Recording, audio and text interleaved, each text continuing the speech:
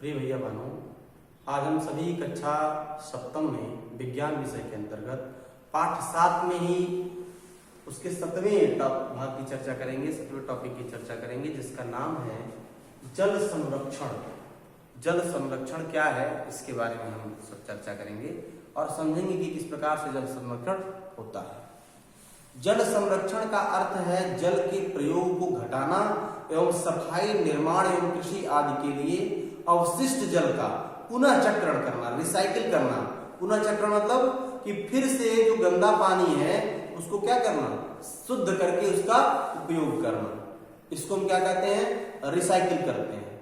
Recycle कहते हैं English में, और पुनः चक्रण इसको कहते हैं हिंदी में। तो जल संरक्षण का अर्थ क्या हुआ कि जल के प्रयोग को घटाना एवं सफाई, निर्माण एवं कृषि आदि के लिए अवशिष्ट जल का पुनः चक्रण करना, इसी को हम कहते हैं जल संरक्षण। वर्षा ऋतु में आपने बाढ़ आने की घटनाएं देखी होंगी और सुनी भी होंगी। नदियों के पानी का जलस्तर बढ़ने के कारण शहर या गांव में पानी फैलकर भर जाता है। जीव जंतु, मकान, नर नारी बाढ़ में बह जाते हैं। जन जीवन की बहुत क्षति होती है, फसलें नष्ट हो जाती हैं। दूसरी ओर मई जून के माह में जल का इतना अभाव हो जाता है कि देश भर में जल का संकट पैदा हो जाता है कि पानी का जो वाटर लेवल होता है, आप नल चलाएंगे तो कई हैंडल मारेंगे तब जाकर के उसमें से पानी निकलेगा। कुआं है, तालाब है, नहरों का जल सूख जाता है। कुछ स्थानों के जो कुछ स्थान है, जल भराव के कारण धरती फट भी जाती है। यदि जल नहीं है तो जमीन में क्या होगा, दरार पड़ जाएगा। आप खेतों में देखते होंगे कि उस समय क्या होता है कि दरारें पड़ जाती हैं। किसके कारण, पानी न मिलने के कारण। ठीक है, तो हम और आप कितना जल व्यर्थ बहा देते हैं। आधुनिक शैली में लोग शावर से नहाना पसंद करते हैं। इसमें बहुत जल क्या होता है, जल अधिक खर्च होता है। यदि जल अधिक खर्च होगा तो हम उसका संरक्षण कर पाएंगे, संरक्षण में उसको बचा पाएंगे, कतई नहीं बचा पाएंगे।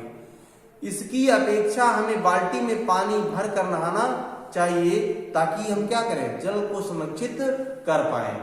फ्लश की जो टोटी होती है, फ्लश टोटी खोली मंजन करते हैं, तब तक निरंतर वो जल क्या होता है, बहता रहता है। यदि इस प्रकार की प्रवृत्ति हम अपनाएंगे, इस प्रकार का नेचर अपनाएंगे तो क्या होगा, जल संरक्षण हो सकता है, नहीं हो सकता है। इसलिए हमको क्या करना है कि यदि हम मंजन कर रहे हैं तो पानी को बंद कर देंगे। जब फिर कुल्ला करना होगा तो हम क्या करेंगे, पानी को खोल देंगे।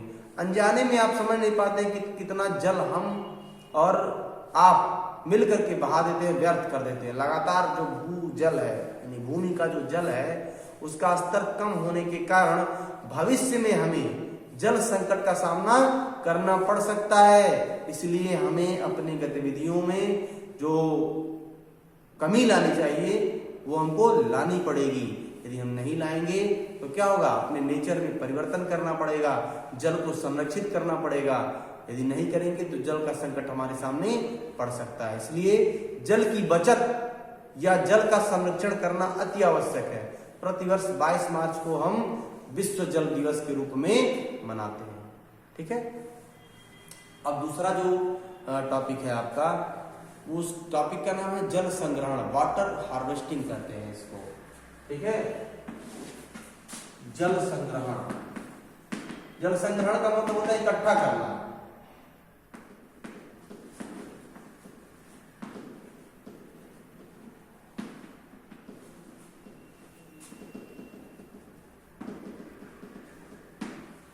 Water harvesting.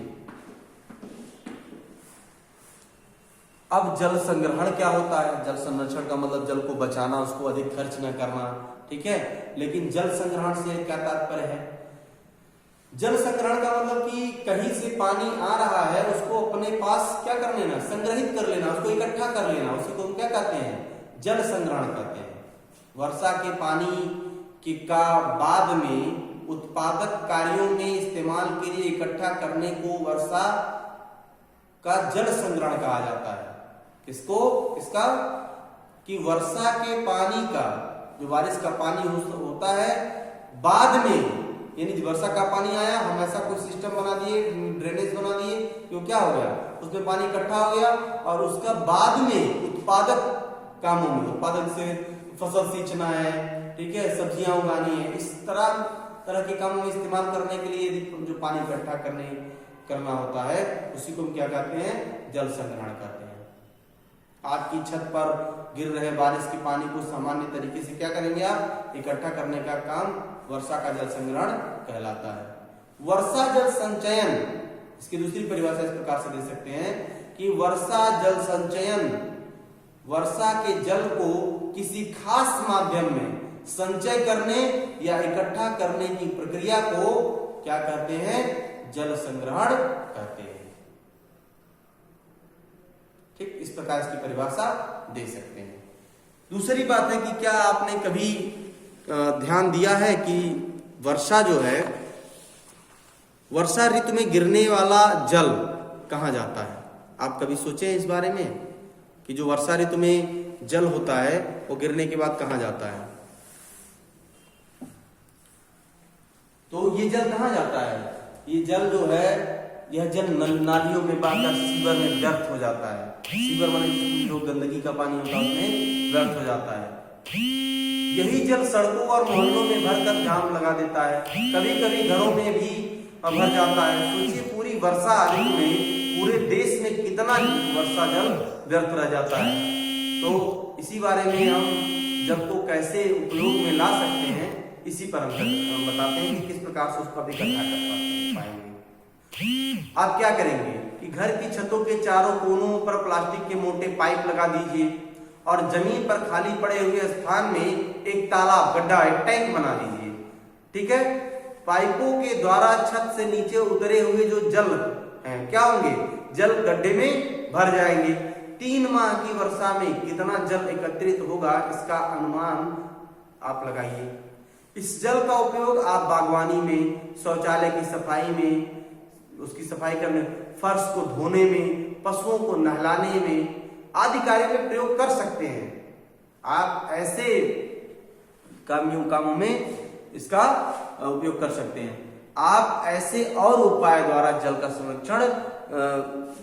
के संरक्षण में सहायता कर सकते हैं। इसी प्रकार नदियों पर बांध बनाकर जल संग्रहण करके उसका उपयोग विद्युत उत्पादन के लिए किया जाता है, कृषि कार्य के लिए किया जाता है, कृषि कार्य में सिंचाई के लिए किया जाता है, शुद्धिकरण करके पीने योग्य भी बनाया जाता है। इस प्रकार से तमाम तरह की पद्धतियां हैं जिसके अनुसार हम जल को संग्रहित कर सकते हैं और उसको संरक्षित कर सकते हैं। ठीक है, पानी के बारे में कुछ रोचक तथ्य भी आपकी किताब में दिए हुए हैं, उसको आप देख लीजिएगा। ठीक है, और इसका अभ्यास प्रश्न हम कल इस YouTube के वीडियो के माध्यम से नहीं, PDF में आपको भेजेंगे और उसको आप अपनी फेयर कॉपी में लिख लीजिएगा। धन्यवाद।